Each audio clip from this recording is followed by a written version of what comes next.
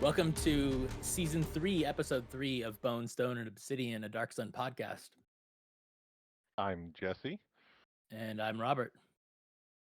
Today we're talking about Dark Sun monsters at the table. Critters that you pull out and throw against your players, either to destroy them or be destroyed. And before we get to that, let's dig into the Dark Sun news. So on athis.org, um, there are a bunch of lawful stupid blog posts that are in support of the new To Tame a Land season. Um, looks like there are 3 or 4 of them. Yeah, There's some four. additional Dark Sun races. Oh no, that was actually the old one. But there is the Elan, which is a 3rd edition Mhm.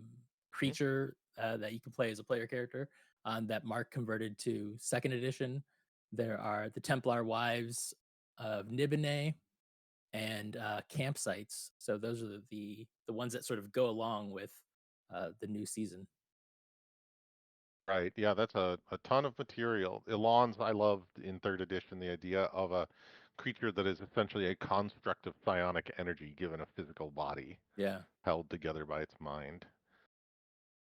In addition to those, we're still posting the some older ones. We've posted some additional Dark Sun races, which uh, I'm not sure what is in there. Probably like Josel and Surin and some other things like that. Plus the campsites rules. There's been a lot of movement on this in the D&D sphere in the last couple of years. People coming up with bespoke rules for camping, Hmm. which, given Dark Sun's strong survival themes, is a really good fit. The idea of like, okay, you got your food, you got your water. Now, are you camping during the day, at night? What is your campsite like? How are you protected from the elements? What happens if there's a sandstorm? And of course, how do you set up your watch rotations and what kind of role playing goes on over the course of your camping. So all very cool stuff to have. In addition, we got a bunch of other articles. A Thasian Survey Project 26, Crossing the Jagged Cliff. The survey project visits the Rulthon village of Thumil and then crosses the Jagged Cliff, so getting way out there to the northwest. And in additional travel, we got The Dangers of Travel, Part 1, The Crimson Savannah, from Brax that talks about the kinds of dangers that you might have while you're traveling through the Crimson Savannah. So this is really great for groups, of course, that are going to do diplomacy with the Thrycreen Empire out in the Savannah, or maybe if you set a Thrycreen game out there and are like, okay, what sort of problems do you run into close to home when you're out in Thrycreen country? And since you're probably too humble to mention it, you've got an article up too, Creatures of Athos, the Fidari. You want to tell us about these ravenous beasties? Yeah, so I don't remember where I got the idea, but they're basically a combination. The way I always envisioned them is a combination between like an alligator and a kangaroo, and they have acidic stomachs, and they can jump and they can chomp on you. So that was an old creature that Adam put back up, and we had some great art created for it too as well. Sweet. I'll have to include this in my game. My players have gotten used to the Hattori being the crocodiles that come up out of the sand, so now the jumping crocodile There you can go. be a little twist. So in Uh, the Facebook group, I just today posted my 5th edition Psionicist to the group, which includes the class kind of heavily influenced by the 2E system. I also put in my rules for Mindscape combat and a ton of new powers and spells. All those all those powers that are not in 5th edition, but that were in 2nd edition. Right, right. So yeah, this is a lot of work. Everyone's always asking, oh, how would psionics work in fifth edition if I'm running Dark Sun in 5e? So this is a great resource so that people don't have to make 40,000 words of material to support their game. Yep, I did it for Um, you. yeah, the man. In addition, speaking of useful resources, Mark Hope shared the music that he uses for Dark Sun games, which ranges from Conan to Assassin's Creed. So check out that thread. That other people have posted their inspirations as well. You can get a really good list of things that you can use in the background for your Dark Sun table to get people really into the mood. Um, and you posted your little Dark Sun adventure using Twine, which is basically a a choose your own adventure book, and as Mhm. I recall, you called it The Way in the Will, Yeah, as a twist. the will of the way, yeah. Or Will was it of the Way. the will of Okay, the my way, I think it bad. was. Yep. But yeah, so somebody had asked about the choose your own adventure books for Dark Sun, and so I realized I hadn't posted that in this version. Like when I first made it, like I'd found this app, and the app like you could create everything within the app, but then I found out that that's kind of limited because you can only use it in the app, and so that's when I learned about Twine, and Right. I started messing around with that, and so I created this one. I started to create the second chapter, but haven't quite gotten through to it yet. Not there yet, huh? No. Um, Oh, well, something to look forward to. Yeah, one of these days. So Mhm. there's this podcast called Monster Man that I just heard about this week, and the host just talks about monsters. And so he just goes through a book and talks about every single monster. And right now he's on the Terrors of the what is it? Terrors of the Tablelands or Terrors Near Tier, whatever the first one is, the first Monsters There's Compendium. oh, Terrors of the Desert. Terrors of the Desert, there you go. And so he's going through each one of those, and they're short episodes, they're like 5 or 10 minutes long. He goes through 1 or 2 monsters usually, and so they're uh, it's really interesting, just because it's been a long time since I've read the book, like, straight through, and so, it's just there's a bunch of details that were like, "Oh, yeah, I forgot about that." For example, one of the things that I thought was most interesting was the Erdland, which are basically larger Erdloos, which I knew, but they're real big. They're, like, up to 15 feet tall, and it says Right. Yeah, they're enormous. they're used for mounts, and I wonder why, like, I don't know, myself anyway, I always use Crodlu as sort of the default bird-like lizard mounts, but Erdland could fit right in there as well. I wonder if they Yeah, the didn't have that when Dune Trader came out or something. entirely possible. The Erdland is only 3 hit dice, but it is large size, so very easy to use. Weirdly, that 5% of them have psionic abilities, including Psychic Crush and Domination. So, like, you might go out there to try and lasso yourself in Erdland and discover that it's mind controlling you to kill your party members. um, uh, but yeah, it's cool to have a little variant chocobo that PCs can use. Yeah, so Um, this podcast was the reason for today's topic, so we'll get into that in just a bit, though. Um, right, we've we'll been take talking about inspiration where we can get it. That's right. We've been talking about actual plays. To Tame a Land is back. There are 4 episodes, Mm. and you can catch that on Sundays. It's live on Twitch, and then on Fridays he posts it on YouTube, and on Wednesdays we post it to athos.org as a podcast. So there are 4 episodes you can get. In in Saturn news, Rime of the Frost Maiden for Dark Sun has gone on hiatus. Their last episode is episode 12, Secret of the Sands. So you've got a full dozen episodes that you can watch and see what people were doing with that particular conversion.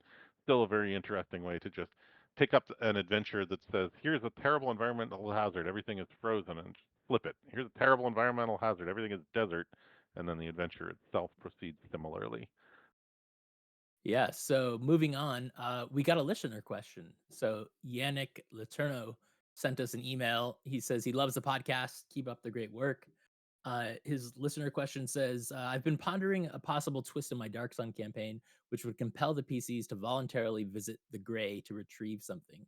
In most instances, I've read from the lore, living beings do not voluntarily enter the Gray, but are rather pulled into it by some of its inhabitants, wraiths, shadow giants, etc. Dying could be an option, but I doubt my players will consider spending the rest of their adventuring career roaming as a wraith.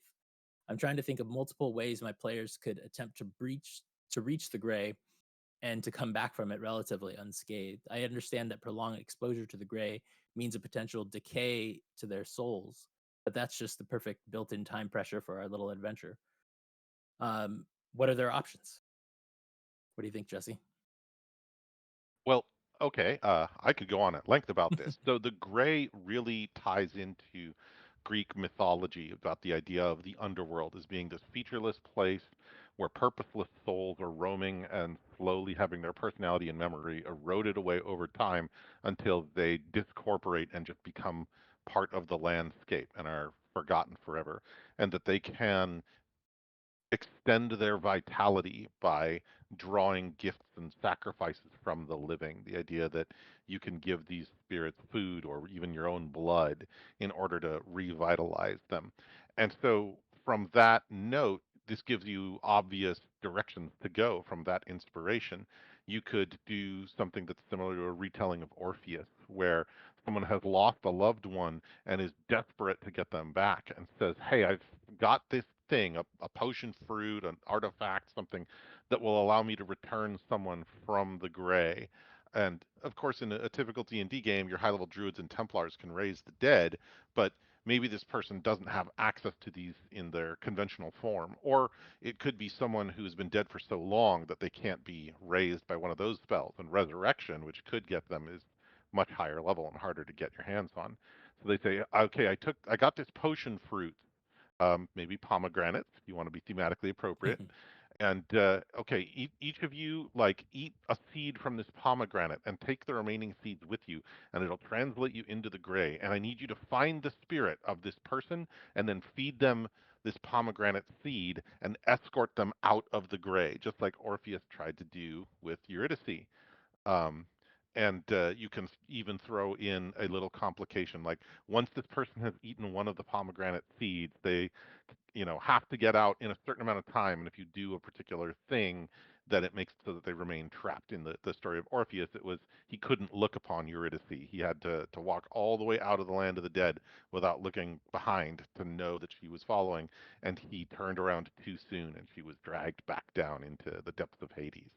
Um, you could also have the PCs decide that they need to go to the gray to talk to a ghost of the dead that knows something that's maybe even an NPC that they killed at some point earlier in the campaign, not realizing that this person had information that was useful to them.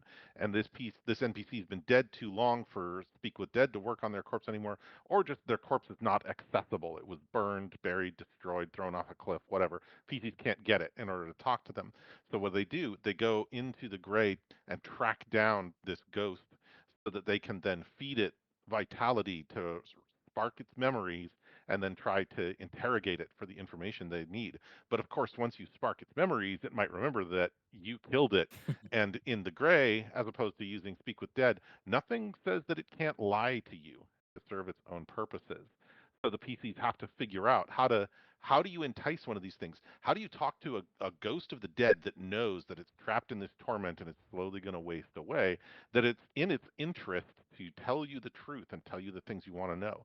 What can you offer it potentially? Because if you can't help it to escape or to survive, what's left for you to do? Maybe you can do something in the living world that it left undone. Look after one of its descendants. Make sure that one of its prized possessions is safely delivered to a relative, something like that. But how does it know you're going to keep your word? Maybe it sends you off to do this quest, and then you have to come back with proof. Um, Either way, you give the PCs a motivation for we have to go to the gray because the in this realm of the dead, someone has information that we need, or there's someone we need to get out of there, but because of its corrosive effects, we can't stick around. We don't have long to do this. And then you throw in complications like they're like, hey, we are here looking for Spartacus, who had this information that we need, and suddenly all of the ghosts are mobbing you, going, I am Spartacus. No, I am Spartacus. Uh, which one's the one that has the information that we need? And by the same token, can you even use like telepathic powers on the shades of the dead to like verify that they're telling the truth or try to read their thoughts? Maybe, maybe not. Yeah. Up to the DM. So you may have no choice but to like try to trick it into telling you what you need, or just trust it and then verify later and see, did it tell us what we wanted to know, or did it just tell us what we wanted to hear, or worse still, did it tell us something that leads us into a trap back in the land of the living? Mm. That's the direction I would go. Nice. Yeah, and if you wanted to go a little bit more sort of game wise, there's usually some sort of portal spells or something like that. If you wanted to make it take a little longer, you could have them have to research the spell in order to make it. And maybe they have to go find some special you know, components for it. Maybe they need to maybe they need to talk to a Templar. Maybe a Templar has the spell and they could do it. So there's a lot of ways that you could get there. It's just a matter of kind of which story elements you want to use. Yeah, if you follow again the Orpheus story, there could be a literal gate of Eurydice, a place in the physical world where you can walk down a path that will take you into the underworld if you perform the appropriate rituals of propitiation. And so you can go to this fissure in the Dragon's Crown Mountains or something, and if you do X, Y, and Z ritual things, then when you travel down this long and winding staircase that was carved millennia ago in a forgotten time, at some point you transition into the gray and find yourself in the realms of the dead. Yeah, I like that one. That's nice. Yeah. All right. Well, thank you, Yannick, for sending your question in. Hopefully, we gave you some ideas of what to do in your game. Yeah. So, if anybody Well, else wants let's get to, to the monsters. yeah, Oh, if right. anybody else wants to send in their questions, please send them to obsidian@athos.org. Got a little overexcited there. But No yeah, worries. definitely send us your questions. All right, let's get to the monsters Okay, now. So, first things without first, further ado. what's your favorite Dark Sun monster, Jesse? Oh man. I have a few. Um, I like when I really want to terrorize players. I like the Rampager, the So'ut, Hmm. in Terrors of the Desert, because it's immune to psionics. It takes half damage from non-metal weapons. It has a bunch of powers. It's 14 hit dice, so it's really tough. Armor class -4. This thing is just a devastating beast, and it has a movement rate of 18. And this is a thing that I pay attention to that I've noticed not all DMs do, the movement rate of the creature, because can the PCs run away? And the Rampager is going to outrun most groups. And you can't communicate with no one has ever been able to communicate with a So'ut, and they have a very low intelligence. You can't dominate it psionically because it's immune to psionics. If you're gonna fight this thing, basically you need to have some high level warriors using magic metal weapons, um, and its claws are doing 2d6 points of damage, but also save versus poison or take 30 points of acid damage on top of that, and it destroys metal objects when it hits them. So they have a fearless morale, so they won't run away. You cannot force it to run away. Um, so this is the sort of thing that is just, if your players know what they are, it's kind of like a oh my gosh moment. Hmm. I can't believe we have to deal with one of these guys, because it's just going to wreck house on most groups. Um, Probably your best bet is if you have like a high level preserver who is capable of throwing down a bunch of damage and control spells. Hmm. But even then, it's got a small amount of magic resistance. So some of your spells might just bounce off of it. Yep. Um, just just brutal for like really bringing home. This thing is going to kill one of your party members, and if you want to run away, well, it's going to be the dwarf. Yeah, I just used one of those somewhat recently, probably within the last 6 months, and the players, like, knew ho they didn't really know exactly how deadly they were. They knew it was deadly, so they had come up with this really great plan, except for their plan hinged on psionics, and they didn't know that it was immune to psionics, so they were all, Hmm. unpleasantly surprised when some of their plan did not work because of that, and it turned into Yeah, hilarity. they go from we're so smart to we're so dead. Yes, that was a good one. So my favorite that I was actually just got to use recently as well is the oh geez, what are they called? The Dune Reapers. I always just Yeah, loved yeah. the look of the Dune Reapers with their kind of sword-like hands. And then I remember a long time ago, I don't know if it's on the mailing list or in one of the forums or whatever, Peter Nuttall Brax said that in his mind, the Dune Reapers were evolved from seals, so they kind of like barked. And I just always love that because they sort of, kind of have that general shape. And I was like, all right, that's just my head headcanon as well. So I just love the Dune Reapers, and I got to use them against some 14th level players and or 14th level characters, and they do a lot of damage uh, in my Yeah. conversion to fifth edition, and so they that was another scary combat. That was a good one. They do a lot in Second Ed too. The thing about the Dune Reaper that's really interesting to me, and I don't know if this was a typo or what, but their frequency is listed as common, Right. climate, terrain, any. So Yeah. you can run into these things that are 8 or more hit dice anywhere, Mhm. all the time. This also means that like it's plausible for a PC who has shapeshifting or metamorphosis powers to be like, of course I've heard of Doom Reapers. They're common and they live anywhere. Can I shapeshift into one?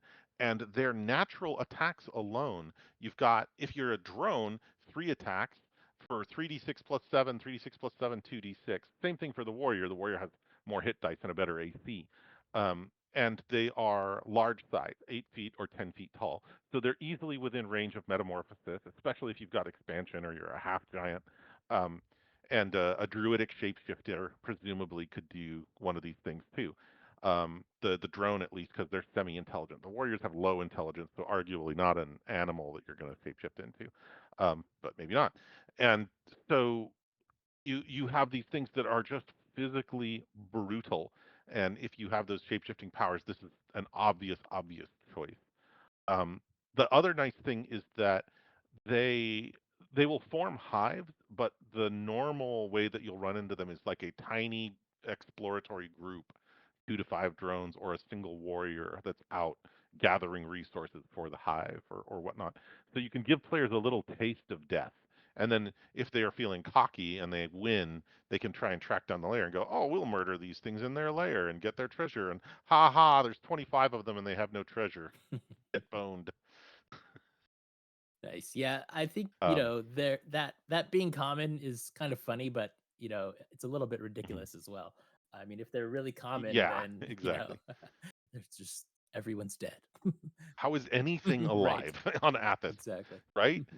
How can you have a noble estate on the outside of a city wall that's in a verdant grassland next to Tyr Right. that doesn't have defenses and huge amounts of armored warriors on mechalots with siege weapons and stuff, and then like 5 of these 8 hit die monsters with 3 attacks per round, leaping ability, fearless morale, armor class 2, roll up, like it's over, Johnny. Yeah. That's Dark Sun on hardcore mode. Yeah, exactly. Alright, let's One of the other ones.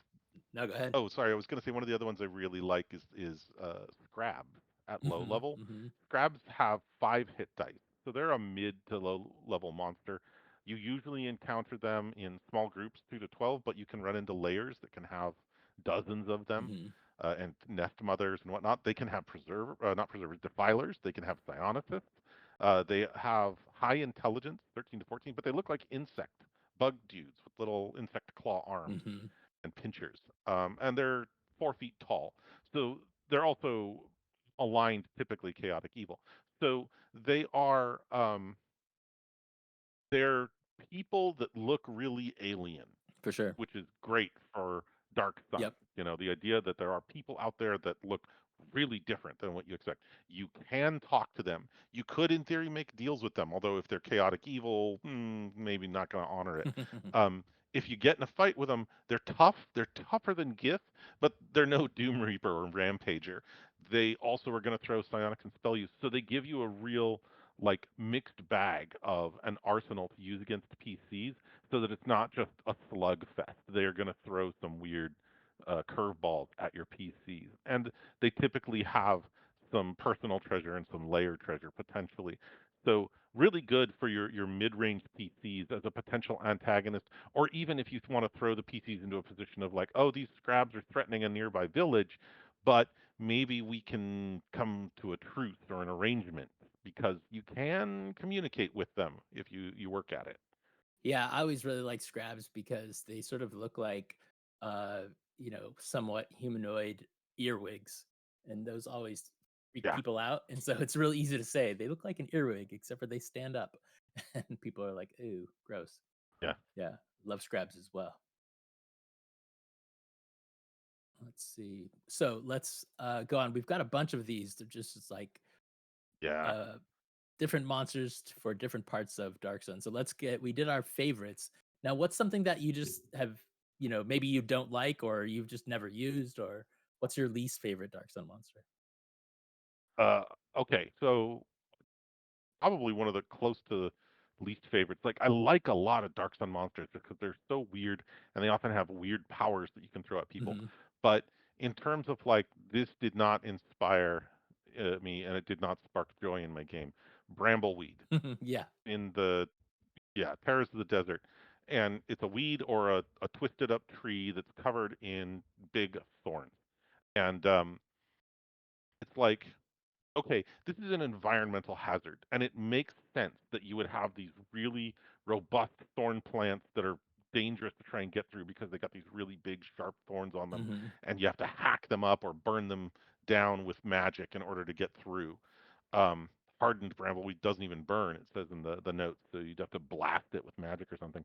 Um, but it's like, okay, it doesn't move, it doesn't use psionics, it doesn't threaten you in any way. It's purely an environmental hazard. So realistically, this isn't an encounter in and of itself. It is Mhm. something that you off into an environment in order to aggravate an encounter. Mhm. As an interesting note, they've got the two types, the weed and the tree, and the weed has organization trellis, which means that they are deliberately grown by people as a defensive barrier, and that's cool. That makes sense. It's like the hedgerows in Europe in World War II, um, and number appearing 10 to 1,000. Okay, the problem is that when you the only way you take brambleweed damage, the way you interact with it is you stumble into a brambleweed square and then you take 1 to 100 points of damage. What? Yeah. So, oh no, my character tripped and leaned against the brambleweed fence and exploded suddenly. Exactly. Um, yeah, it's just ludicrous. Like I would say, like I would have toned that down an order of magnitude. You Yeah. stumble into the brambleweed and you take D10 or D20 Right. damage, or maybe it's D10, and if you force your way through a square filled with brambleweed, you take 2 D10 or D20 damage. Mhm. Um, the this is like also imagine you have a campaign where the PCs are defending uh, a hardened position and they've got brambleweed, and then your psionicist uses kinetic abilities and just grabs monsters and flings them to the brambleweed. Mhm. 50 points, Dead. 50 Dead. points. Even your Dune Reapers are Yeah, dead. right. It's like, yeah. So, so it's like it's not a challenge at all as a monster. It is an environmental problem, but then the level of damage that it does is way, way, way outside. Mhm. So this is one of those things that would be key for some sort of a rewrite. And last note, like all dangerous cacti and stuff like that on Athos, you can just kill it with defiling. Yep. Yep. So it's funny because it's one of my favorite things that I like to include. Of course, I don't include it in the 1 point of damage per thorn. I do Right. I make it a little bit more reasonable, because I like people to get thrown in them or whatnot. Also, in the real world, my favorite cactus kind of plant is an ocotillo. And ocotillos Mm. are, ocotillos, for people that don't know, are basically these sort of they're kind of cactus, although I don't think they are really because they have leaves, but they grow up sort of like in these spindly fingers, and they're just covered with Mm. spikes, and then they have these leaves that grow out between the spikes, so they look soft, and then at the top of them they have this red flower at the top of each of one of those long fingers, and they just look super cool. But when you get up to them, they're all spiky. And people used to use Yeah. them just like the brambleweed, where they would cut them off and plant them in the ground, and they would grow a wall. And cows and stuff won't go over them. So I assume that your dark sun farmers, your Sigra farmers, and whatnot uh, use that. Right. Yeah. Absolutely. Like as a piece of the environment or a way to sort of underscore the setting and even to create a tactical hazard on a battle map, they're great. Hmm. Just like as as a monster, this isn't Right. really a monster. This is, Yeah. something that should have been in a little encounter area hazard alongside silt and dust storms and stuff like that. Right. But was that Um, really done in second yeah. edition in most? Sort of. They talk a little bit about like, being able to fall into lava or get stuck in quick silt. Sure. Yeah. Yeah. but they're all over the place on it. Like it usually crops up in an adventure book, and they'll be like, "Oh, in this specific adventure, you can fall into the Sea of Silt here Mhm. and drown, and here's the rules for it." Instead of having, Yeah. the very That's modern true, idea that's of true, yeah. here's a chunk of environmental hazards all in one place. Yeah. On the same topic, there's burn flowers, which are the next monster in that, Oh and yeah. it's exactly the same thing. You get, Hmm. these, let's see how much damage you take per patch, 10d4. So, yeah, you can Hmm. get really burned. It's the same exact thing. It's not really a monster, it's more like a hazard. And there's a lot of that with Dark Sun, and I think the reason is because a lot of it is supposed to be sort of environmental, but I think, uh, they just sort of went like you said, they had these ideas of what you could do, but there was no wilderness survival guide for Dark Sun, that all of that Right. would Yeah. fit in. Exactly. And all of these things were designed to underscore that in the dark sun environment, even simple plants Mhm. and tiny insects and whatnot are hazardous. Even a little beetle could be an agony beetle and makes you want to die when you touch it. And you have to watch where you're going. And all the cacti are shooting stuff at you, or psychically Right. messing with you, or draining your blood through their spines or Yep. whatnot. Um, or blood grass is another one of Mhm. these that appears in the Terrors Beyond tier. And that one like exudes little tendrils that it uses to wrap around you and then suck your blood out, and paralyze you. Um, and a clump of blood grass can have up to 200 tendrils, so it could just like get your entire party all at once. Yeah. But yeah, they didn't. I feel like they didn't have the idea yet of, oh, we should have a separate category of environmental Yeah. hazards, and it should have all of these things. Yep. That sort of comes around in third edition, I Mhm. think. Mhm. So instead, they're just like, well, these things are like mundane plants or hazards, but they can do hit points of damage, so we're gonna shove them in a monster entry. Right. And so as monsters, underwhelming to me, and that's why I listed it as a least favorite. As an environmental hazard, yeah, but needs a little work. Definitely, definitely. For me, I would say it's not really that I dislike it, it's just that I've never really found, a reason to use them, and that is the oh gosh, it's not the Pakubrazi, that's what I'm looking at right now. Um, what is that one? It's the Zirachu, that's what it is, the Zirachu. Oh, the Yeah, I Zericho, just have yeah. never found, like, a good reason to use them. Let's see, they're these sort of flying, uh, they just look strange. They fly, they have, uh, a weird little 6 body, 6 legs, legs, yeah, big tusks, yeah. a tail, and they are like 1 foot long, so they're small. Mhm, Um, in the illustration, they actually look a little bit devilish, like some sort of extraplanar creature, but apparently they're not. And they come around in big flocks, uh, uncommon and found in any dry land. So you could run into a flock of these anywhere. Tiny, vicious predators, 3 hit dice. So this is the sort of thing that, like, you could throw them at a group that's just doing overland travel. mhm, They all have psychic abilities, though. So yeah. you don't want to use this against just a party of fresh third level newbies unless your plan is just to murder everyone. Um, but a flock of 15 of these things against a group of fifth level PCs might be an interesting challenge. Your preserver cooks a bunch of them with an opening fireball, and then the rest of them come in and start using like body control and displacement and body weaponry and causing you real problems, especially since they fly. So you've got mobility issues Mhm, if you're trying to catch up to them. But their hit dice is low enough that their THACO is kind of garbage. So a lot of it is going to be they swarm a PC in, miss, miss, miss, miss, miss, miss, miss. right. Um, Yeah, I mean, they look kind of cool, but it's also like the body hanging down with the wings, it just, yeah, I don't know. Yeah, yeah. So it's like, okay, I can see throwing a flock of these at a bunch of PCs, but it's basically like an up-leveled bat swarm with psychic powers. It doesn't do anything excitingly new in terms of how it interfaces the players or makes them shift their tactics or worry about how they're going to run away or any of that. Yeah. Alright, moving on, what is some monsters that you've never gotten to use at the table that you are sad that you haven't used yet? Oh, um, so I haven't gotten to use the Tulk yet, which is in Mm, Terrors Beyond Tier. And they are this kind of oddball humanoid, 13 feet tall, gray skinned and bald that live up in mountains areas. Gaunt, primitive humanoid, as they're described.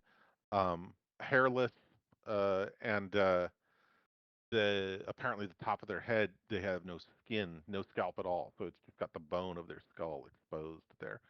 Um, and they are um, 5 hit dice, so not super fearsome. They usually swing with their big bony hands or use a weapon.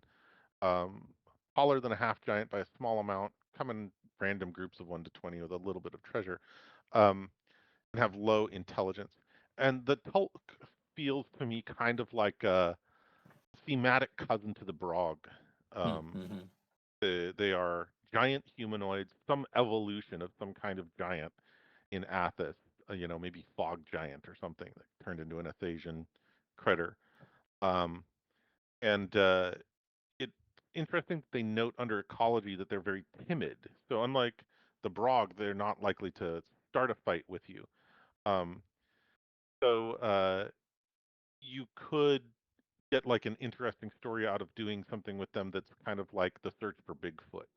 Yeah. People in this little community have gone up into the mountains because there's some resource up there. They're harvesting trees up near the area where there's some timber or found a quarry of stone or whatnot. And then folks have started saying, "Oh, we see these shapes moving off in the distance," and then they disappear before anyone can go out there and see what it is. And then we leave for the night, and then we come back in the morning. Some of our tools have been moved, and our food is gone. And they hire the PCs to investigate, and you can get an interesting twist where the players run into these things that look odd and strange, but if you spend a little time paying attention, you realize they might not be just another thing you want to kill. Hmm. Like they are potential gentle giants, which then gives you that moral conundrum of like, well, they're low intelligence. We can't really communicate with them easily, but we don't want to kill them, but we can't have them, stealing food and scaring people and whatnot. So what do we do? Yeah. Uh, on my What about side, you? the Tliz is something that I've never used, which is basically the Athasian Mm, Lich. Uh, in the Chairs Beyond tier book, there's an undead section, and it gives a lot of undead special powers and weaknesses, and you're supposed to kind of use those to sort of make every undead unique. And so I've just never gotten the chance to use them. Really, never had characters really high level, and not that you really have to, because of course they could be controlling things or whatnot. right. But yeah, I've just never used one. I'll have to throw some in to my games. Yeah, the Taliz is fantastic for high level game because they're super smart. They have magic powers, energy drain. You need magic weapons to hit them. You can customize the spell list depending on the kind of challenge that you want. I love them showing up in the Deadlands stuff that was done by the Pristine Tower group. The idea Hmm. that you've got this area of forged obsidian plateau, and the only things that remain there are the undead, and the Talizes are the remnants of powerful wizards who were there when all of this went down and it was turned into the Deadlands. And they're like, well, I don't need food or water. I'm a lich, basically. So I'm just going to keep studying magic for the next 1,000 years. Yeah. And then you roll up on one of these folks, and you're like, oh no. All right, let's switch gears Yeah, a they little could bit. be very memorable. Yeah. Let's switch gears a little bit and talk about kind of adapting some of these monsters to fifth edition. You've run a fifth edition Dark Well, Sun game, right? yeah, yeah. And you, of course, have done a bunch of work, much the same. Mhm. You're currently in the middle of running a Fifth Ed Dark Sun game, as I recall. So what's one that you've used recently? Oh, geez. I converted the Dune Reapers, Dre, Klar, Hmm. tons of them. But in general, the way I kind of go about it is, if you just convert it on a one-to-one basis, you end up with like a really long fifth edition monster, and they're usually a little bit more compact than that. And so really what I try to do is go and like figure out really what they're trying to do, like what's their big shtick, and kind of use that as their main powers. Um, and just sort of try to make them thematic, so that when players meet something, they're like, oh yeah, this does this. I ran into this before, and it burns me, it cuts me apart, it does something Mhm. that is thematic. um, and then I generally keep the hit dice about the same, just so that I can hopefully keep it as, more or less on par with the power level of second edition. How about you? Yeah. Um, remember when I was running Fifth Ed, I did a bunch of stuff with the Hedgekin. Hmm. I had the story where the PCs get called up to go into the mines of Tyr and get rid of the Hmm. Hedgekin so that the new free city of Tyr can open up the mines again and restore trade. And what my approach was, like you, I was like, okay, these guys, I'm going to keep the hit dice pretty much the same, and the notion is that they're at a particular level of challenge. And then I was like, what is the shtick that they need in order to fill the role that we want? Hmm. And the Hedgekin are basically Dark Sun's version of like knockers or kobolds, creature that what lives in a mine and is spooky. And their signature ability is the phasing through stone. So that was the most important thing. Is they have the ability to move through stone freely, so that you can ambush PCs or set up uh, encounters where they get the PCs trapped from both sides, and of course they can run away from encounters that aren't going well by just running off through the rock and force the PCs to chase them down throughout all these mine tunnels. Um, One thing that I've found very useful when I'm translating Dark Sun monsters to Fifth Ed is that in second edition, a lot of Dark Sun monsters have psionic powers, but they often have these big lists of just sort of like a jumbled, semi-random list of powers that they've got picked out. And sometimes they have powers because, oh, this is a prereq for this other power, and you're like, okay, it's never going to use this in combat. It's Hmm. going to use Death Field maybe, Right. but it's probably not going to use Contact when it has no other telepathic powers. Like, why is that even there? Hmm. And so I cut this down and I go, okay, what are like the 2 or 3 psychic tricks that this creature would use as survival tools, Hmm. to fight off people, to hunt, to escape, do what it needs to do to live day to day. And then I convert that specifically into an ability that it can use as a standard action, as part of its psionic stat block.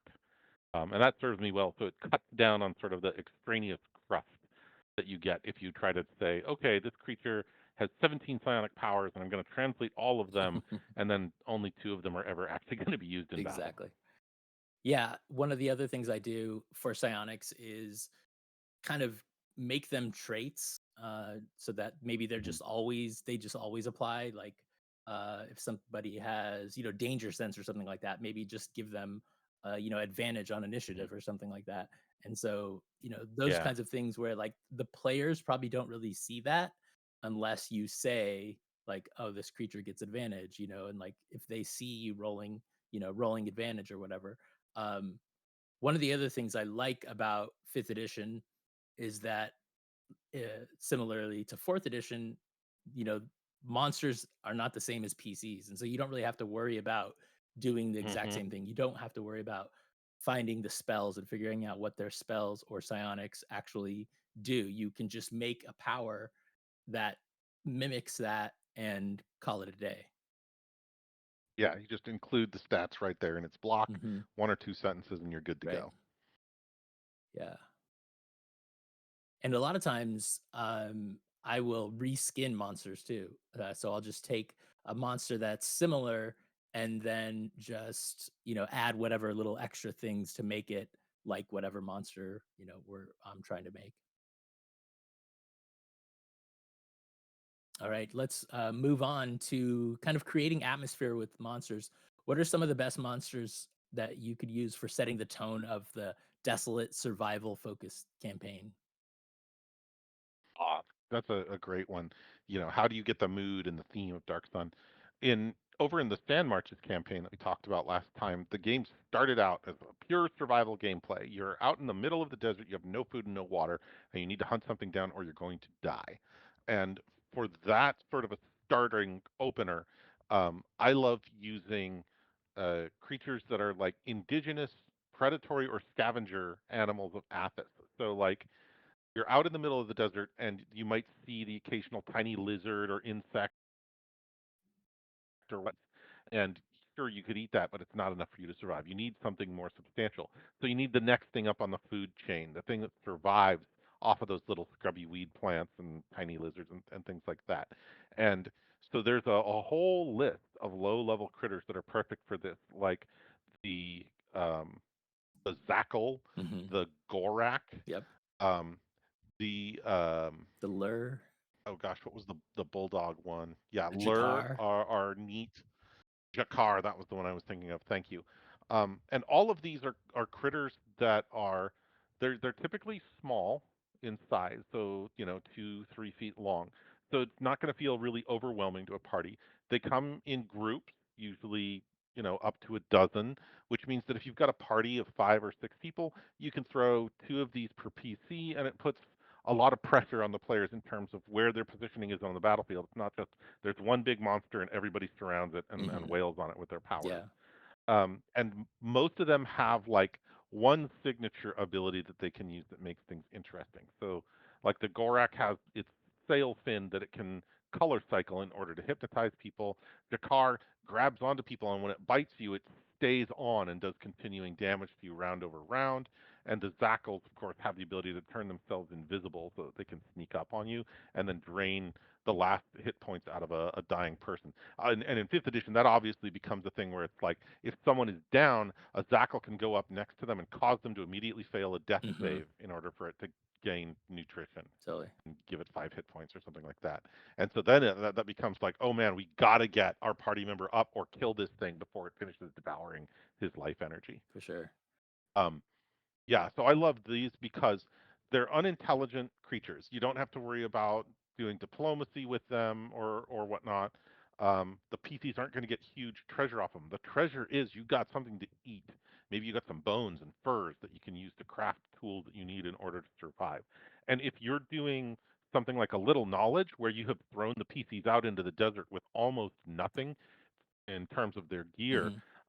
you use a small, like half-size group of these, one per PC, and it will present a challenge to the PC who's fighting with a piece of bone as a club, and the preserver who's got no armor and no weapons and has 3 spells prepared and maybe a cantrip because it's 5e, and that's what you got. And you take what is otherwise a pretty tame critter. A Zackl's one hit die. Yeah. It's going to go down in one hit, but it will feel threatening if the PCs don't have the tools to deal with it. And so it can create a really memorable early experience. And that creates nice pacing because as your PCs gain levels and get better gear, they think back on it and they're like, oh yeah, remember when these things were actually scary to us and now we wreck a house on them. Um, but you can then tell that story of like, yeah, we killed half a dozen Goraks and we skinned them and we cooked the meat and that's how we Yeah. survived because things were that marginal. I really like using sort of the common animals. All of your Mhm. domestic animals, we talked about the kind of Erdland and the Crodlu and the Maquillet and the Inex. All of those creatures kind of, do the whole like, well, we're not in Kansas anymore. This is a different world. Mhm. Um, they're Right. not really. Most of them are, insects or lizards or whatever. They're not really mammals, and so it just gives it that sort of, you know, alien nature. Yeah. Yeah, yeah, I agree. Having that sense that there's no horses here, there's no pigs. Mhm, There's something kind of pig-like, the ape rig, mhm, but it's not a pig. It's got 6 legs, multiple eyes. What's going on?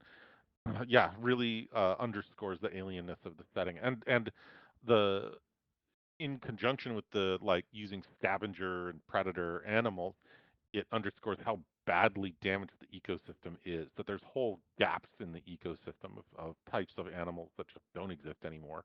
mhm, Um, I also, in addition to that, when you start talking about using your early humanoid enemies, um, to me, the ones that stand out are Gith and Belgoy. They're like iconic. mhm, The Gith first as like your 3 hit die, large group humanoid enemy, might encounter a village of them, might encounter a raiding party or whatnot. They show up and try to stab the PCs and take your stuff, so you stab them back in exchange, and there's no like moral dilemma about it. When the gifts show up, they are here to kill you and take your stuff, so you're gonna fight. Um, and they have some weapons. They potentially have some psionics and whatnot going on, so you get that same idea with the scrabs that there's going to be a little tactical diversity in the fight going on, and they're smart enough to like use battle plans or to try to surround characters or help each other to put people into bad positions. So you got to pay attention, which is cool. And then the Belgoi are just they're so iconic to Dark Sun, showing up in a lot of early art, and just Mhm. the idea, it's like it's like the will-o-wisp in other settings. The idea that you're off in the lonely frontier late at night and everyone's slowly drifting off to sleep and the campfire is getting low, but this is more like a western. You've got the lonely desert that stretches off toward the red sun that's going down on the horizon, and maybe you've got a few giant rocky outcroppings far in the distance and a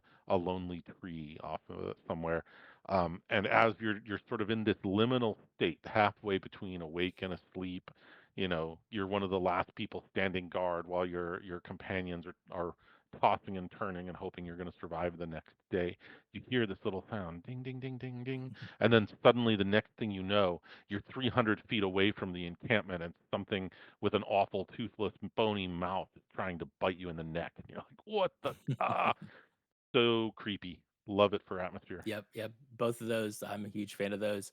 I really love Tembos also. I love that Oh yeah, yeah. they're from the original box set and they are, you know, the way they were originally drawn is pretty awesome by Baxa. I really like that. But and then the fourth edition ones are they kind of made them more cat-like, but they also look super cool. And so they're just these sort of cat-like creatures that can use death field and they will sneak into Mhm. villages and take children and things like that. Like they are just uh evil sort of creatures. Although are they, yeah, The they're Tembo's kind of chaotic the evil. death badger. Yes. It's Yeah, they're just they're mean tempered, and they will chase you down and kill you. Also, they've got like that ability to fly telekinetically, which is hilarious to me. The Tembo like floating and chasing you and snarling and trying to bite you with its energy drain bite, which should terrify anyone. Oof. Yeah, and they are smart. They have 13 or 14 Yeah, intelligence, so they are real smart, like as a smarter than a normal yeah, person. Yeah, love them. yeah. Good stuff. All right, let's see. So Go ahead. let's talk some more about monster ecology. I've mentioned a little bit about that before. Um, Yeah, so I so want to mention first there is a great net project called the Ecology. I think it's the Thasian Ecology, and that was done by Teos Abadia and I think Gerald Arthur Lewis. But if you have not read that yet, go find it on Athos.org. We'll put a link in the show notes. But they really get into the ecology, like how are all these large creatures living in this desert, and just what would still need to be in the desert for creatures to survive. I think that's kind of something that people that maybe don't live in the desert kind of don't realize, like that there are there has to be some level of plants and water, otherwise all these creatures can't survive. right, and in Dark Sun in particular, you've got some megafauna. Like Hmm. mechalots are Yeah. enormous. How do you sustain something like that? And part of it is that I feel like there's an entire sort of unseen class of mid-tier prey animals and browser herbivores that aren't listed anywhere, Hmm. that are essentially invisible because they don't matter to adventurers Right. in Dark Sun, that probably have to exist in order to support these kinds of food chains. So you can have your things like megapedes and cloud rays Right. and silt horrors that are obviously in need of massive meals in order to survive. So what are they eating? Which eats what? Which eats what? Which eats Hmm. up? Which makes its way all the way back down to the tiny lizards and birds and insects and grasses we mentioned before. Um, and it's I find the idea of xeriscaping fascinating too. People are used to thinking of like, oh well, the verdant belts and the forest ridge and the mountains is where you're going to find a lot of variety of life, and that's true.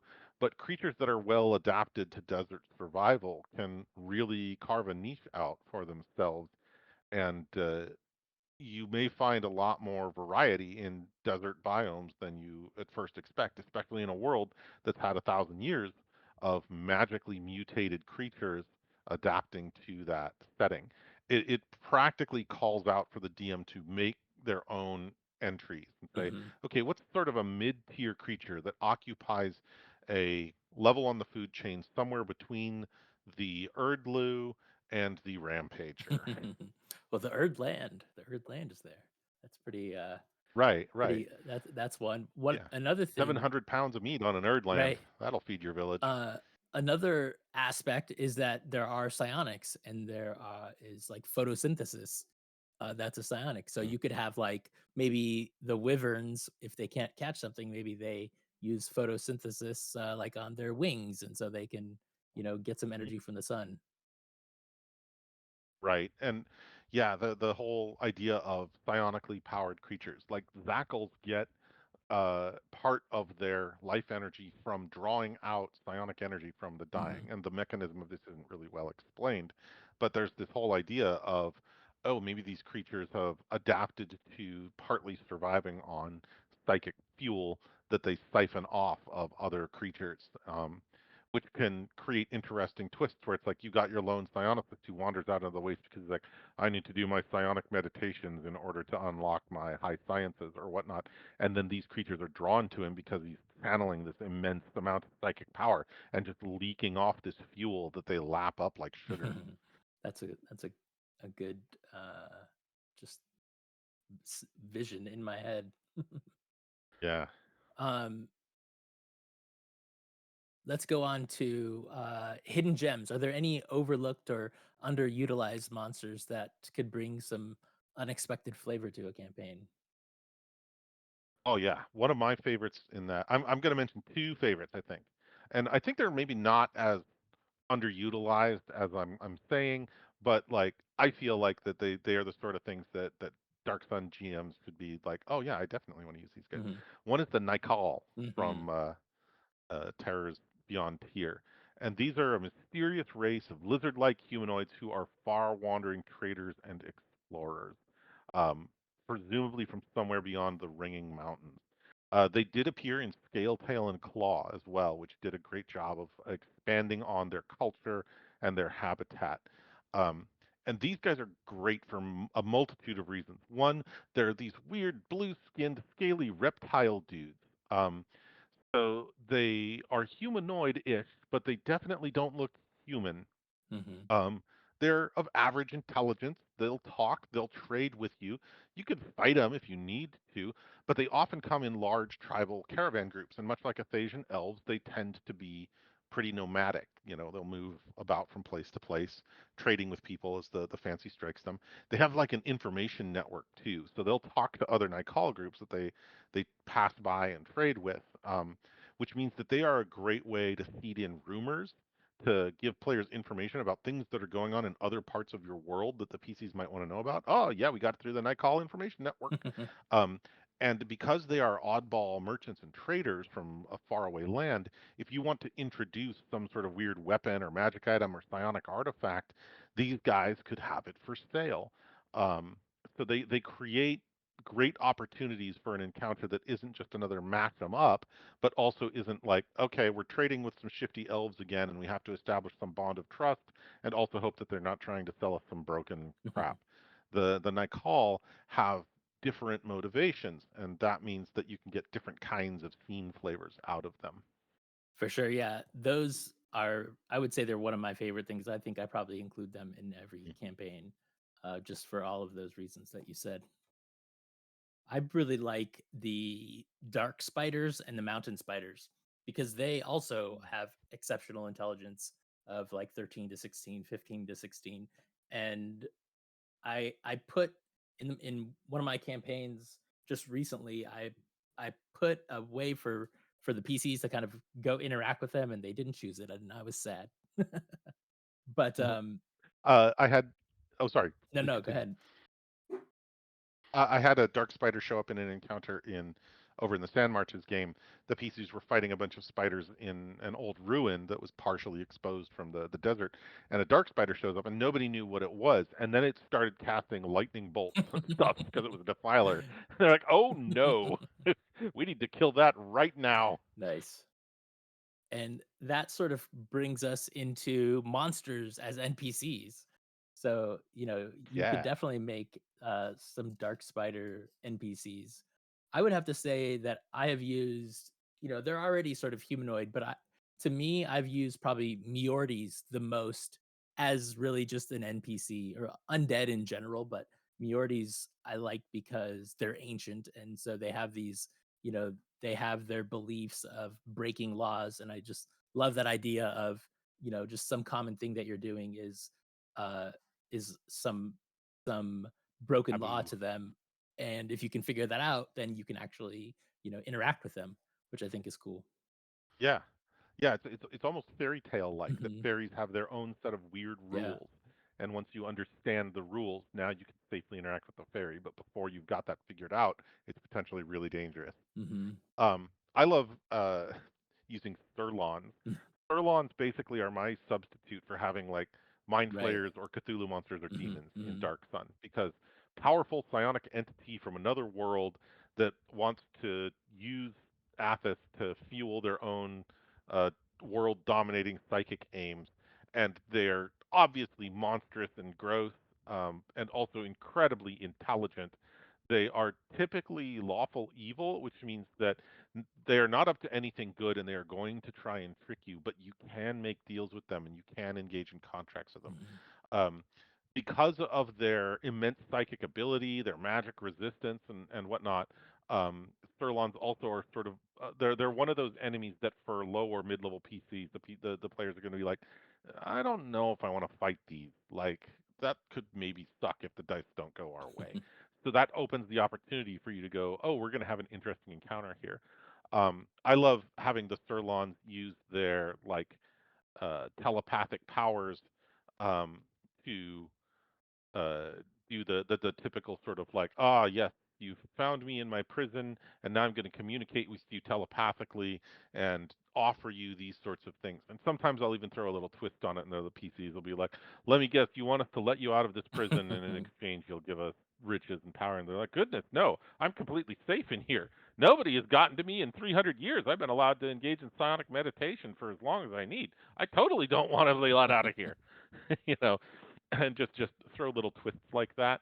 Um, the other thing that you can do with Sirlons that's cool is if you do stuff like having Sirlon cultists, you get one Mm. level of remove. Or if the PCs don't see the Sirlon at first, something telepathically contacts them and they don't know who it is. But it's like, hey, buddies, um, we can help each other out. Here's some information for free that you're going to find useful. Here's where you can go get a metal sword, go get that thing, and then there's this monster that you probably should kill, and it's really dangerous. And suddenly the Sirlon becomes a quest giver. And if it establishes early on that the stuff that it tells the PCs is true and helpful, then the PCs get some level of trust with it. And then you do the big reveal. Surprise! I was an evil demon monster psychic thing all along. Um, so I love doing that because the again really smart creatures allow you that opportunity to have a wide range of motives and to play tricks on the PCs and make them think about like, okay, do we trust this guy? Do we want to work with it? You know, it has actually given us useful or helpful information. Mhm. You know, how much do we think we can get away with bringing this along? Yeah, in Tyr, in the city state of Tyr, it mentions, Faria, and I've used Faria as a fail, a number of times, and I kind of make her, instead of just being sort of this, kind of chaotic evil creature that, is just there for the PCs to beat up on. I made her basically an information broker. Like, she controls a lot of Undertier, and so in order to get around or to get information, they have to deal with her, and she's a fail. So what does she want? She wants things to eat, and she wants different things to eat. So sometimes, Yeah, it's I raised the level. At first, it's just like, "Oh, a dead thing that you guys killed? Cool, she'll take that." But then the next thing, she wants maybe something specific, and the next thing, she wants something alive. And, so yeah, you can make yeah, the yeah, yeah. PCs have some, questionable choices. Um, One other thing that I've used similar to your Miordi is a thinking zombie, Mm, um, because thinking zombies typically died with some sort of incomplete task. and it can't rest until that's done. But they could be really, really, really old. So you can have a corporeal undead that is intelligent Mhm. that you could communicate with, and it has goals and an agenda. But like you could date it back to the Blue Age if you want. Yeah. So that can be a great way to info dump stuff on PCs about like, oh, let me tell you about the history of Athens. Everything that you heard from the Sorcerer Kings, yeah, that's all lies. Um, but then like this thing's an undead that's been lurking here for 3,000 years. Do we trust that he's not lying too? Right. You know, and it has an agenda because the reason that it's still around is because there's some task that it couldn't complete.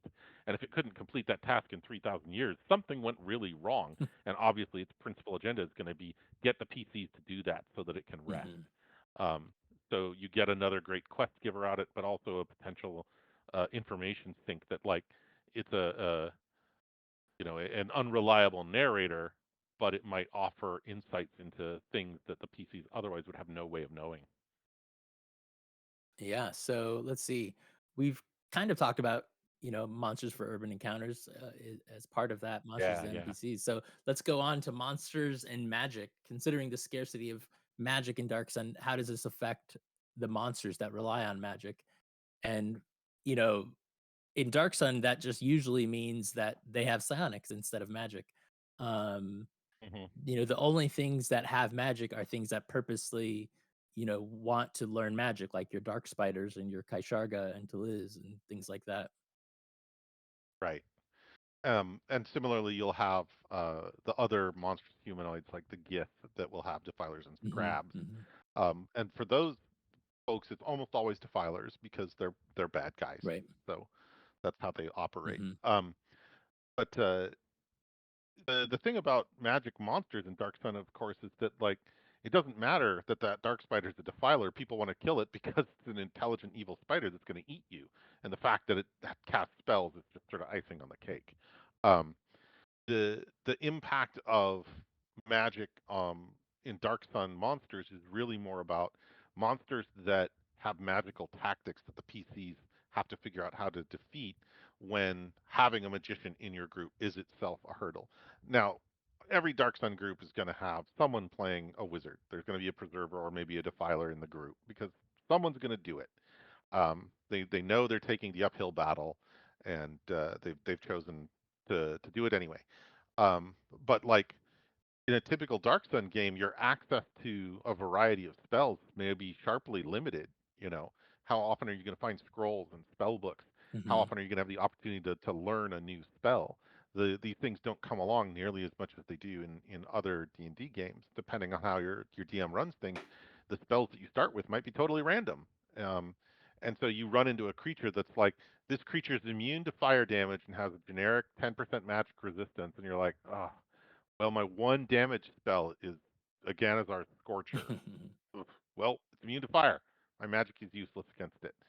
Um, so you create interesting problems when you make it so that you pick monsters that have magic that forces the PCs to adjust their tactics. So, like going back to that dark spider, the dark spider was throwing lightning bolts down hallways, and so after the first lightning bolt goes off, the PCs are like, "We should not be standing in a straight line in a 10-foot wide hallway," and so suddenly they're all moving to get out of the way, and their spellcasters are like, "We need to do something to silence it, or to slow it, or to make it so that it can't keep casting spells, steal breath, whatever it takes."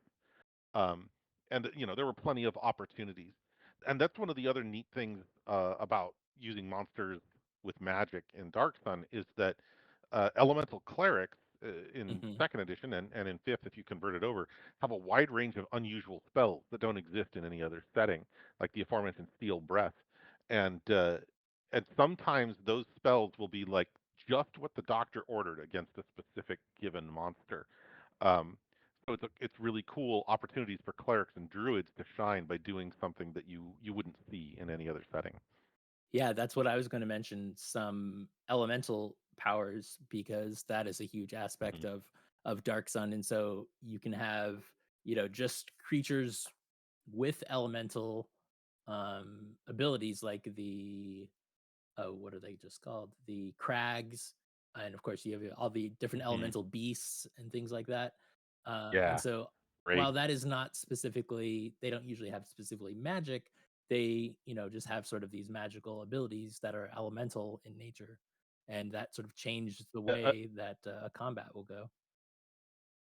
yeah, a neat way I've gotten mileage out of that in the past is that I'll set up an elemental cult, Mhm, and then it has one of these elemental monsters as a pet or a buddy or an object of veneration. mhm, Um, and I like to do this because it's clear that clerics in Dark Sun aren't necessarily always good guys. right. Like, you can be an elemental cleric and be totally evil. The elemental lords don't care. They don't care about petty human morality. Mhm, But PCs are kind of used to thinking of them as player characters, and they're like, yeah.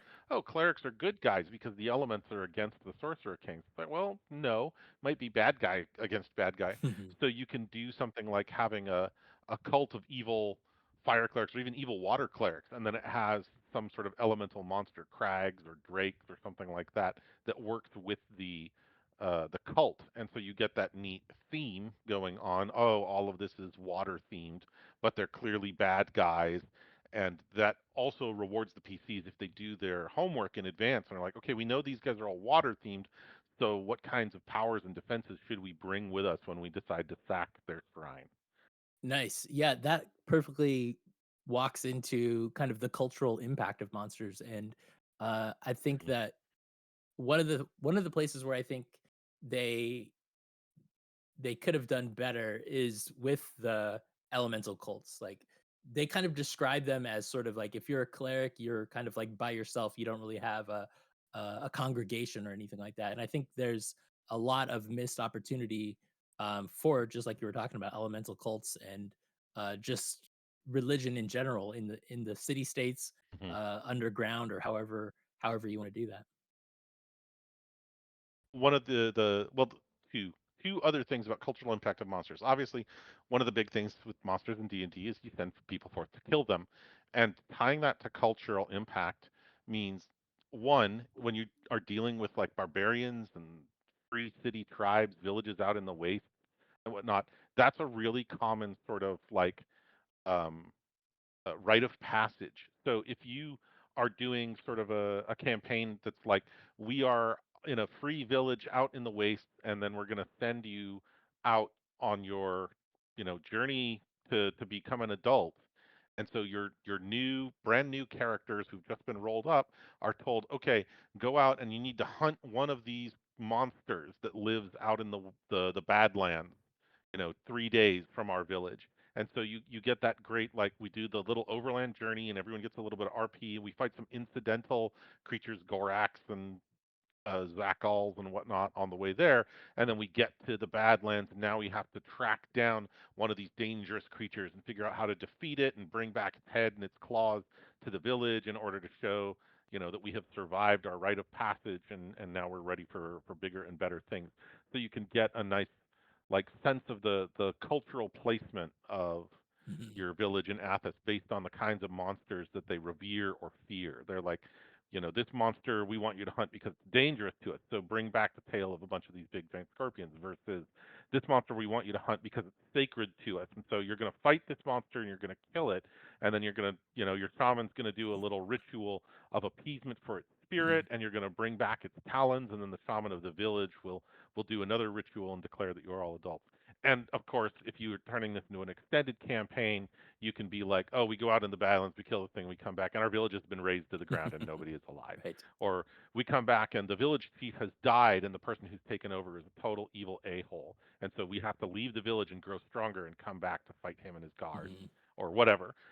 So it gives you that nice little interlude to say, okay, here's your introduction, and your PCs, have this understanding of creatures in the world around them because of their culture, and they have importance because of your culture, and then you get looped into the larger expedition. And then number two, I'll try not to go on for as long, is arenas, of course. Mhm. You got reavers going out and capturing monsters and bringing back in the arena to fight, and you can build up a whole thing in a gladiator campaign about, here's the ladder of critters. Like, these are the low-level critters that, will throw a pack of cars in against some low-level gladiators, and they're not a big deal unless a couple of them are biting you at the same time. Versus now you're fighting a tembo, versus now you're fighting a barogue, and you get this hierarchy and people in the city understand like, oh, they're fighting a barogue today, renegade barogue. This is a main attraction event. And so you get people that are like hyped about certain events, and you can even get to like down to the nitty gritty of you've got some elf that's hawking uh, Jakar clause outside of the arena, and he's like, take home a memory of today's main event. These three criminal gladiators have been thrown into the arena against a full pack of 24 Jakars. Are any of them going to survive? We won't know until the fighting is over and the blood is on the sand. But you can take home one of these real Jakar claws as a souvenir of this event. Nice. Yeah, the arena is definitely probably I would say probably the biggest way that monsters can you know impact culture. They since every city state has an arena and probably even most villages and things like that, uh, there that's probably where most people see monsters. Your average city state citizen is aside from the domestic monsters that we talked about. Right. All right. That rolls nicely into, yeah, monsters as plot devices. Um, I mean, I already talked a little bit about that in your, villagers sort of here's your rite of passage, go and fight this monster as a plot device. What do you got? Yeah, I mean, there are a lot of monsters that are really powerful. We talked about the Soot already. There are things like the Rampager, the Moon Beast. There are a lot of very strange and powerful creatures that can easily um, service the plot for an adventure. Maybe you're trying to get, maybe you're trying to capture the thing. Maybe you're trying to get a component from it. Who knows? It's endless possibilities. And there are just so many strange creatures in Dark Sun that you have sort of the pick of the litter as to what you want to use in that aspect. Yeah, one of my favorite things to do with that is to look at a sort of like traditional legend of a some sort of monster from actual mythology, and then look at a similar monster in Dark Sun and say, okay, what kind of a twist can I put on this legend by using this Dark Sun monster? So, for instance, you look at the mythology of the vampire, and you've got the vampire as this seductive, charismatic blood drinker that sneaks about at night. Depending on the roots of the mythology, it might be like a risen member of the community, or it's someone who got turned into a vampire or whatever. But typically it's like they are seen as like a vector for plague. They feast upon the living at night, and oftentimes they're depicted as sort of a sex symbol, especially in modern takes. And so you look over at the obvious vampire candidate in Dark Sun, which is the Thrax, Mhm. and you're like, this doesn't really fit. The Thrax is kind of the salt monster from Star Trek. It's got the big suckers on its hands Mhm. and it's trying to steal the salt from your body. But then you look over at the Sand Bride, and the Sand Bride, it's an evil creature. It's intelligent. Activity cycle is night, and it usually uses an illusion to make itself look like a beautiful person and feed on the life force of intelligent beings. So that's got all the same notes. So all we do is you pick up any sort of vampire story and you install a sand bride into it instead. And boom, instant plot. Like the remorseful vampire story, the vampire that wants to be human. And you take the sand bride and you go like, for whatever reason, this sand bride has developed a conscience. Maybe it, got into a fight with a psionicist whose life force it drained, but it drained part of his mental essence and realize that what it's doing is terrible and it wants to be better. But ultimately, it's a creature of living sand. How could it ever become a real person?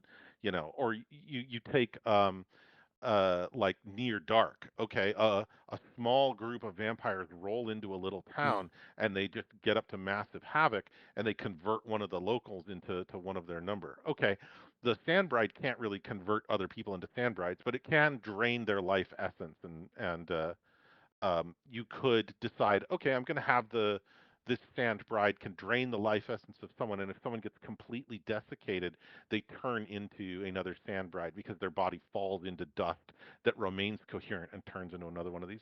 And then you can run near dark, where you have this trio of sand brides roll into a village after dark, and they just start roughhousing everybody, and they turn someone, maybe one of the PCs, into one of them, and the PC's like, "Oh, I've been transformed. How do I get saved? How do I get turned back? How do I keep from turning into this evil creature that rampages at night?" Um, so boom, instant plot. Just add sand. Right. And then there's, we've been sort of talking about things on the evil side, but there's things on the kind of quote unquote good side. You have things like the Hmm. Velici and the Pyrene and the Hmm. Love Viarags, both of like those. all of those, kind of good creatures that can be plot points one way or the other. Maybe they're quest givers, maybe they're information that you have to get from, you have to track them down and get some information. I also like the Chaub. They are those Mhm. little creatures with a big fat head that like to eat Yeah, intelligence, and so they are, they're that's an easy one. right. The Terex and Tari as well. Mhm. Terex are basically kind of the Dark Sun orcs.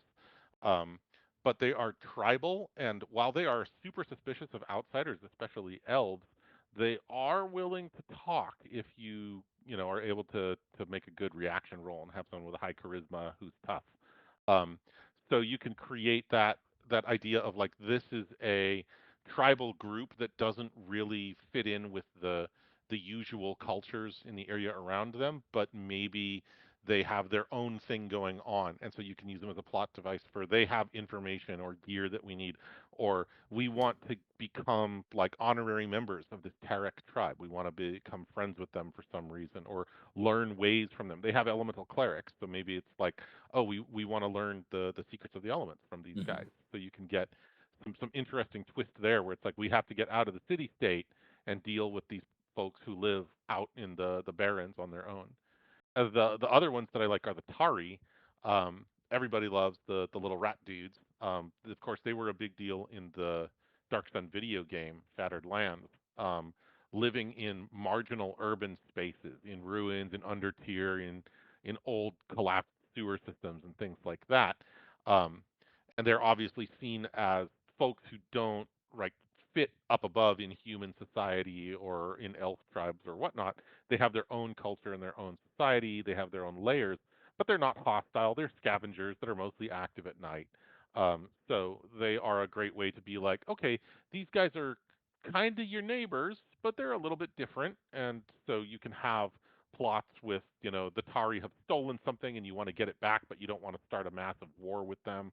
Or one of the Tari is like, oh, I really want to come up and see the city. I want to do Fievel Goes West, and the rat guy wants to get introduced to the marketplace and not get hauled off by the Templars. So, he offers you a bunch of money and a potion fruit to take him on a tour for a day and show him all the sights.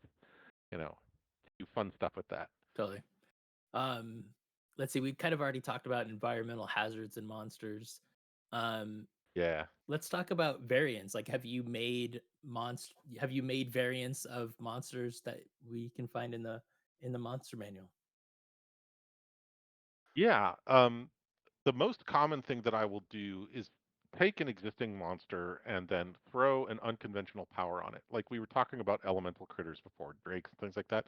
But you can just take a standard monster, like, oh, I've got a group of Goraks here, but they've been suffused with the power of elemental fire because there's a fire shrine nearby. And so now all of these Goraks can breathe fire for 1d6 damage to a creature that's in front of them, save versus breath weapon for half, you know, um, or Zackles that have been suffused with some sort of necrotic energy because a necromancer was experimenting with their life draining powers and whatnot.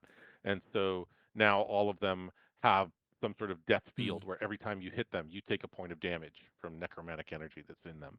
Uh, so, like, you just put a little color on the monster, you take it and you twist it. Hmm.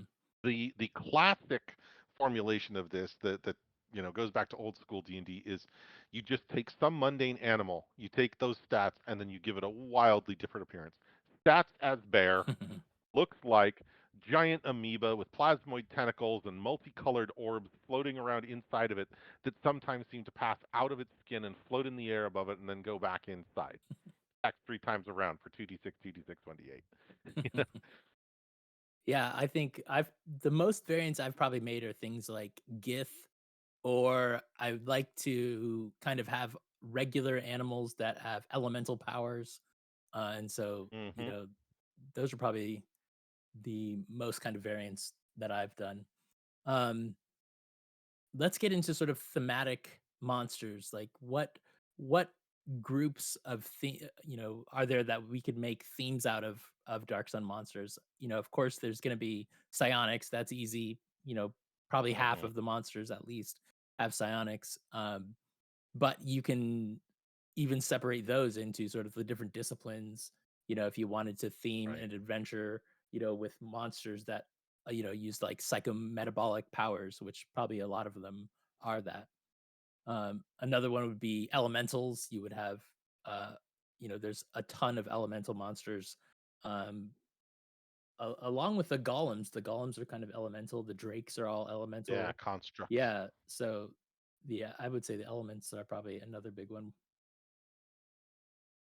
Yeah, and of course undead, like you've mentioned, the idea of okay, here's a location that's a ruin that's been buried for thousands of years, and then the all of the people that were in that ruin became different kinds of Mhm, undead. mhm. So you got a bunch of people that are just zombies that they're mindless, they're dead, and they're hostile. And then maybe you've got a thinking zombie, and you've got maybe a rag in an old shrine somewhere, and then there's a hidden room with a laboratory in the depths that's got a Taliz in it, and possibly a couple of Athasian wraiths lurking around if you really hate your players. And that gives the clerics quite a workout with their turning powers. Yeah, that's basically how I have Kalidne. Like, Kalidne is basically just all undead all the time. Mm-hmm, hmm Spiders and other arachnids, arthropods, insectoids is another great theme because Mhm, they can survive in really harsh environments. So you can use locations like you might have a canyon that's just filled with spider webs, and all of the monsters in there are either small prey animals that the spiders eat, or mountain spiders, dark spiders, large scorpions, barbed scorpions, the occasional gold scorpion, um, maybe a megapede curled up somewhere to really give the players some terror. Um, and you can just get a lot of mileage out of that because they are like they're animal adjacent, but they are clearly sort of desert themed or wasteland themed. You mhm. could put them anywhere. You can make some interesting environmental problems out of like, oh, I'm trying to fight this spider, but it's in this cleft that's full of webs. How do we get to it? Um, things like that. I think works really well, especially because in Dark Sun they've got all the intelligent varieties of these sorts of things. So you can have, okay, there's waves of giant scorpions that are attacking your party, and then there's a pair of dark spiders in the back that are triggering traps and sending other monsters off to fight you and casting spells and whatnot. Yeah, in addition, there's silt, I think, is a big thing that you could easily have some adventures Yeah, yeah, around. You've got your silt horrors, you've got your crags, you've got things that can fly over the silt, your silkworms and spine worms. Um, let's see what else. Your silt drakes. Yeah, so there's a ton of things, your mhm, giants, ton of things that are going to be around the silt and in the silt, that make some good adventures. Silt yeah. runners. And speaking of giants, that's like I feel an underutilized area too, because we've got giants on all of the islands out in the Silt estuary. Mhm. So human head and beast head giants are supposed to be a big deal, but I haven't seen a lot of reports of Dark Sun games that go there. It comes up from time to time, but not a lot. And there's even giants over in Saragar by the Mhm. last sea. The crag Um, giants, yeah. so giants can be interesting because like the idea of giants and cyclopes is very much in line with Greek mythology, and the Odyssey obviously has that and whatnot. And that's all right in the middle of the sword and sandal motifs of Dark Sun. So the idea that, there's a giant that maybe has captured a whole bunch of people from a local village, and you get sent off to fight this giant and rescue them. And then you discover, oh, there's an entire settlement of giants up in this village. Is this guy just a bad apple, or are all of the giants bad, and we're going to have to deal with them one way or another? Or you get, you could do weird side stories, like the lonely giant, the last of his Mm. kind, who's sitting up on the mountain peak in the middle of the island, and the PCs go out there and like, ah, we're gonna kill ourselves, the giant, and the giant is, Eeyoring it up. Fine, bring my end. I have nothing to live for anyway. Just let me tell you my sad tale before you take my head from my shoulders. And then he, tells a heart wrenching story, and the PCs are like, oh, ho, ho, man, we really want to make things right. Or if your PCs are more of a neutral or evil bent, the giant tells a story about some lucrative treasure that he buried somewhere else. And the pieces are like, thanks for the hot tip, and run off to deal with that. Mhm. Another Plus, since giants are also thinking means they can have their own like internal rivalries and stuff. Giant A Mhm, hates Giant B and tries to rope the PCs into killing him or whatnot. So you get the whole giant theme going on. definitely. Another small theme could be like things in a forest. There are not that many of them, but Hmm. there are kiris and there are sloths and phalar. Um, so there are a few things that you could use in the jungles and forests of Athos.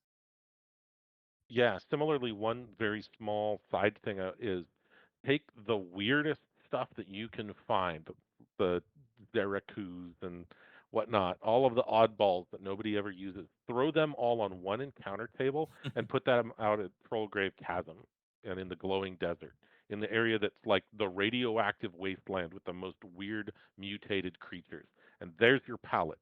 The weirder and more mutated and strange it is, the more it goes in there. Mhm. You could also have things that sort of are adjacent to our real world creatures, like a megapede is just a giant centipede, a clar is Mhm. a crazy monstrous bear, tygones are psychic Mhm. tigers or psychic ligers. Yeah. Yeah, absolutely. So there's plenty of ways that even though Dark Sun has a crippled ecosystem, there's enough monsters that you can make theme picks and go, here's a package of things that feel related and make it feel like there's an underlying motif going on for this adventure. The great thing about theme adventures too is your ranger player, if it happens to land in the middle of their favorite enemies, they're going to be very, very happy. All right. Well, I think that's going to do it for tonight. One other thing I wanted to mention, Yeah. Jesse, is let's get a link for that sheet that you did, that Excel sheet that you did that has all the monsters in it.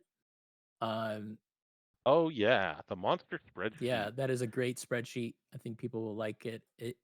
One of the things I know in second edition, it's kind of hard to find the monsters that are like within a hit dice or are within a a certain power level, and this spreadsheet does that for you.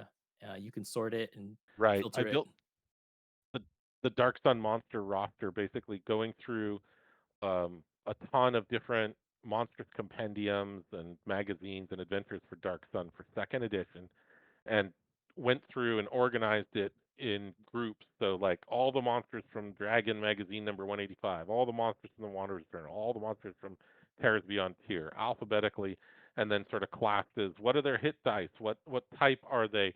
What climate and terrain are they found in? What's their frequency? What's their number appearing? The basic gist of what do I need to know to make an informed decision about whether this is something that I want or not. Mhm, And I went through and I included all of the critters from other monstrous compendia that they mentioned in Dragon 185, as these creatures might also be found in Dark Sun. So there's living idols and a bunch of tasked genies from Al Qadim, and there's um, giant dragonflies, which I think are super cool, mhm, and the Hattori from yep, the Dragonlance Appendix, which I use those all the time mhm. in sand marches. Players like, you see a big hillock of sand moving toward you. Up, yep, Hattori, here they come. Nice. Well, that is a great resource that we will put a link to. Um, Yeah, and I think that's going to do it for Monsters of the Table. Thanks, Jesse. That was a great conversation. yeah, this was pretty comprehensive. Yeah, Thank you, yeah. Robert, for setting up all the work for this. So, Jesse, where can we find you online? Well, I'm over on Blue Sky as Jesse Heinig, and of course, you will occasionally see me on the Facebook Dark Sun group, over on the Dark Sun group in Discord, and every once in a while, I will pop into athos.org and head over to the Arena forums to see what's the news there. What about you, Robert? Where are you haunting these days? All those same places. I'm on the Dark Sun Discord quite a bit, the arena quite a bit. You can email me at radu@athis.org. I'm still doing stuff on my Patreon. I've been doing stuff for Lord 24 for the Feral Expanse. So that's all free content that's been going up there. Um, and yeah, I think that's about it. If you have questions and you want to ask the podcast about Dark Sun, send those to obsidian@athis.org. Yeah. And All that's right. going to do it for us tonight. Thanks, Jesse. Thank you, Robert.